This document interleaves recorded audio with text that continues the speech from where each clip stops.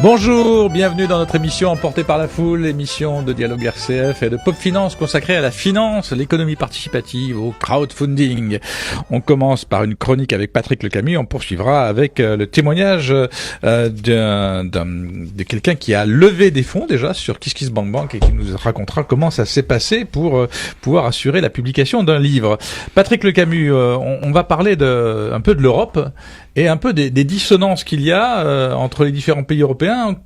On a l'impression que le web c'est universel et qu'on peut passer les frontières et que ce sera un peu partout pareil. Alors c'est pas le cas. Oui, alors on en avait déjà parlé. On en a parlé également dans les événements qu'on organise, dans les rencontres Mediterranean Crowdfunding. Cette espèce de paradoxe qu'il y a entre une activité qui est par nature déterritorialisée, qui est sur Internet, et une activité fortement ancrée dans les territoires et au niveau national. Et du coup, il y a le choix et forcément par rapport aux règlements et aux lois, l'organisation au niveau des pays, des nations. Et donc là, on a le cas de la Belgique. Alors là, on a un pays francophone, voisin, dans l'Union européenne, et pourtant, on passe la frontière, au nord de l'île, c'est terminé, c'est plus pareil, et les plateformes ont les plus grandes difficultés aujourd'hui à continuer à lever les fonds. La Belgique a fait un peu comme les autres, ils se sont mis à réglementer le crowdfunding après les diverses expériences qui ont été faites. La Belgique n'était pas très en avance sur le développement de la finance participative, mais c'est arrivé. Donc il y a eu une vague de réglementation et ça a fait le ménage. C'est déjà la première nouvelle. La première nouvelle en Belgique, c'est que du coup ils n'ont pas donné les agréments. Ils n'ont pas donné les agréments à toutes les plateformes de prêt de Belgique, qui est le premier, qui est leader. La plateforme de prêt aux entreprises, c'est ce qui est leader dans la finance participative partout dans le monde. Et donc tout le monde n'a pas eu la chance d'être agréé par les autorités de régulation belges. Donc ça a fait le ménage, et en plus effectivement ça pose le problème de qu'est-ce qui se passe une fois qu'on passe les frontières. C'est-à-dire qu'il y a des plateformes françaises qui peuvent pouvoir s'installer en Belgique, ce qui est déjà le cas de Razors par exemple, qui est suisse, luxembourgeoise, belge et française. Donc qui fait de la levée de fonds en capital. En capital, ils sont pas dans le prêt. Patrick Le Camus, on va retrouver notre invité qui est Christian Perron de Barbierie. Christian Perron de Barbierie, vous êtes ingénieur et vous êtes secrétaire général d'une association d'entreprises qui travaille sur le bio. Mais ça n'a aucun rapport avec ce pourquoi vous êtes là.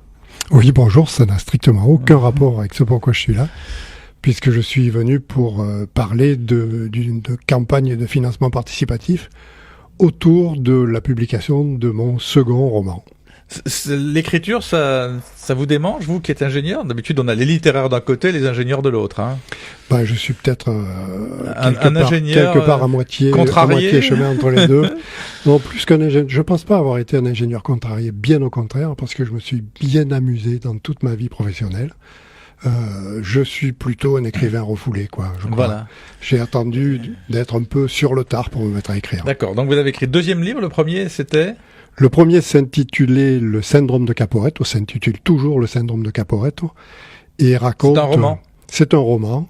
C'est une fiction sur base historique qui parle de ce qui s'est passé pendant la Première Guerre mondiale en Italie, après la bataille de Caporetto, et les conséquences la que ça a bataille de pu Caporetto, avoir. Pour nos auditeurs et pour moi qui suis un inculte complet, c'est... Bon, on est tous, nous autres Français, très incultes sur le sujet.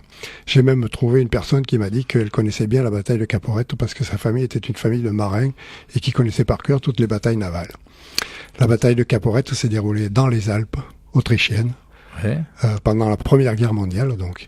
Et c'est un moment où les Italiens ont, passez-moi l'expression, pris une pâtée fantastique en 3 jours. Le front enfoncé de 150 km, 600 000 morts, enfin une tuerie abominable, avec aux manettes ou presque de l'autre côté, du côté allemand, un certain lieutenant Rommel, qui s'est illustré pendant la Deuxième Guerre mondiale, le fameux renard du désert. Voilà. Donc ce premier roman raconte un petit peu ce qui s'est passé et les conséquences sur la nation italienne. Alors le deuxième pour lequel vous avez recherché un financement, ça s'appelle Marché au soleil. Tout à fait. Et ça raconte?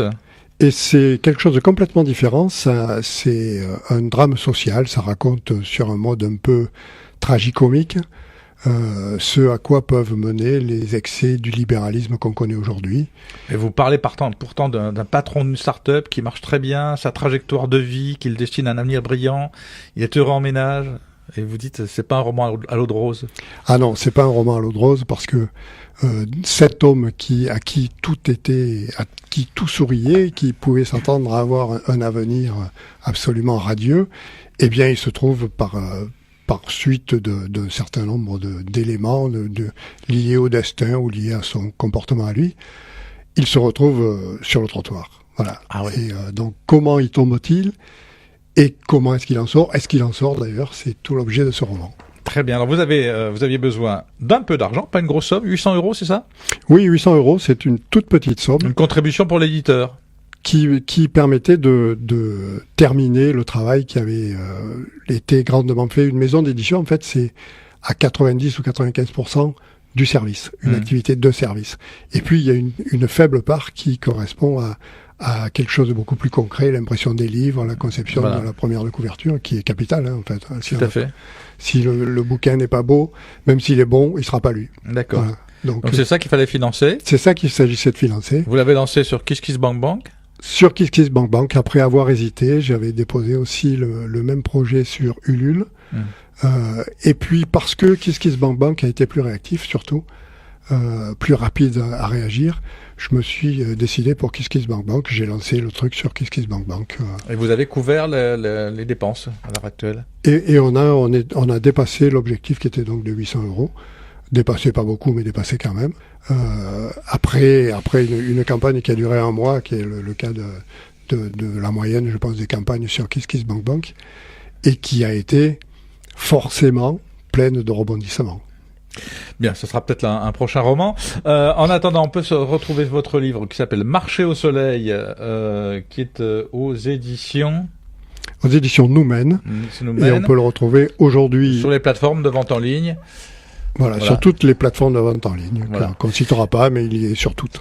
Parfait. Merci d'être venu à notre micro. Donc, je rappelle que vous avez réussi à lever. Donc, aujourd'hui, il s'agit d'acheter le livre pour assurer son succès. Vous pouvez retrouver cette émission sur rcf.fr, nous suivre sur notre page Facebook et nous vous donnons rendez-vous la semaine prochaine.